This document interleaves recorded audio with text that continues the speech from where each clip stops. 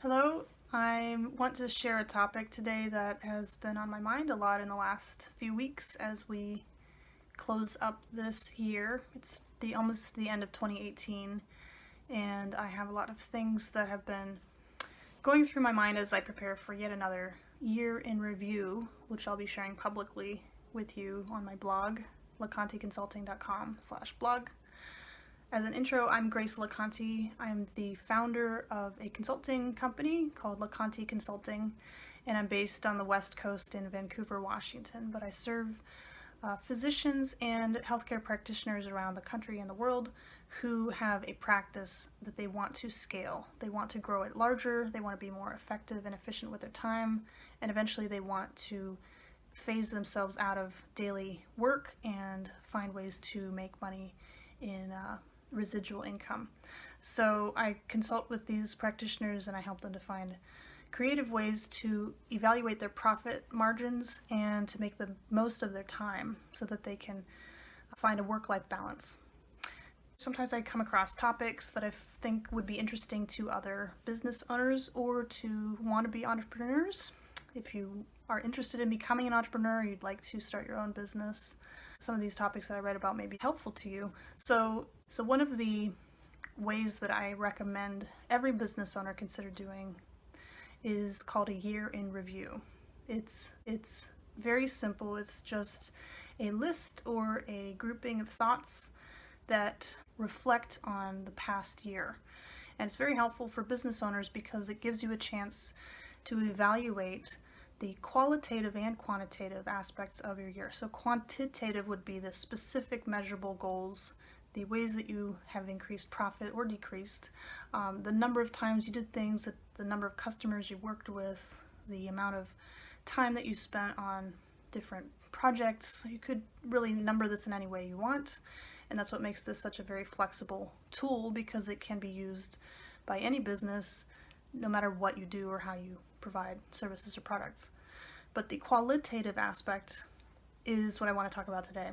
Quality has to do with the way that people feel when they work with you or the emotional impact that your business has on other people. So it's much harder to measure, but it is equally as important as looking at the profit margins, the number of sales, the sales revenue, and other numbers that are really easy to enumerate. So the quality, the emotional component of how your business has done is something that many business owners have trouble reflecting on. And that's why this tool, the year in review, can be so helpful.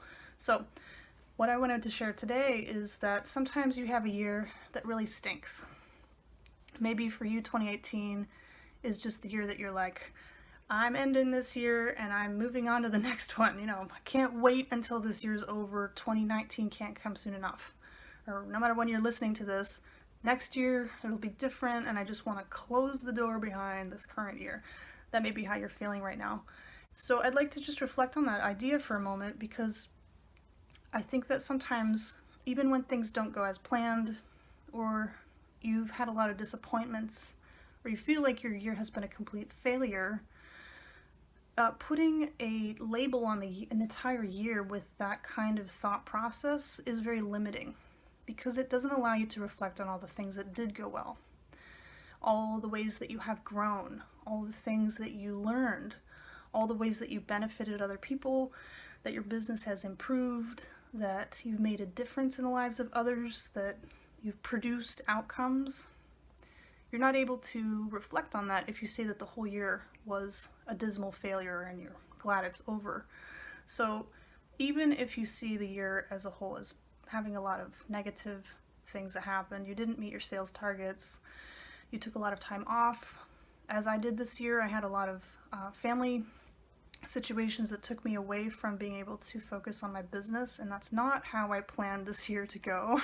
I had targets for my business goals and I wasn't able to meet them. So as I'm finishing the end of this year, it's really disappointing to look back and say, man, I didn't reach all those goals that I had. What is going to happen next year? So what I would suggest that you do if you have a similar situation is to first look back at your year and do a year in review, thinking through the ways that things actually happened, and try to take your emotion out of it.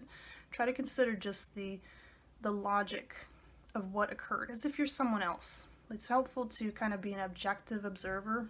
I call it a devil's advocate, someone who can separate themselves from a situation and kind of see it as an outside entity might, because they don't have any emotional involvement. So if you can do that, it's very helpful. You might ask someone else to help you create a year in review if you're really having trouble, but just list out the facts of how the year went.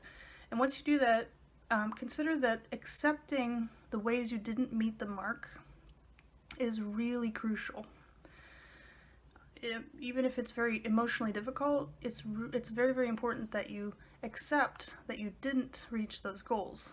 And it's not a reflection of you being an inferior business owner. It's not a reflection of having any problems. It's just a fact that in this past year you may not have met that goal. The second step is to acknowledge that you did have growth. You did improve in some ways. You made a difference. You have added value to people.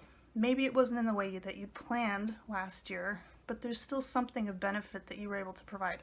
And decide that you're going to be grateful for that. You'll be grateful and you will see the value that has occurred out of this past year. The third step is to decide how you're going to now adjust. So this is important. The only way to decide on something new and to go through change is to understand and acknowledge what happened already. And then based on that, you can adjust. If you don't take the time to fully understand what happened already, then you may not be able to fully understand the situation and make adjustments from that. You'll keep making the same mistakes. So once you know what the mistakes were, or really what happened, and you acknowledge that you did have growth, then it's time to decide what you're going to do differently next year. So maybe some of the goals you had last year aren't worth pursuing. Maybe they weren't set up with what you now know about the way your business works, or how your customers interact with you, or really what type of work you may be able to take on. So the goals for next year might need to be adjusted, and there's nothing wrong with that.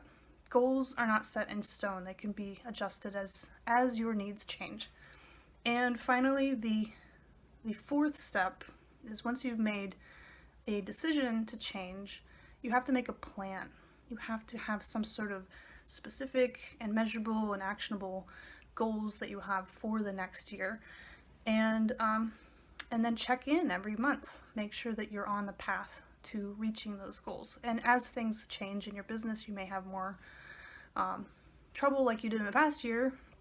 That'll be a good time to reflect on whether you need to continue to make adjustments to those goals, or what else you can do, what other tools you may need and support you may need in order to keep your business moving toward that final goal.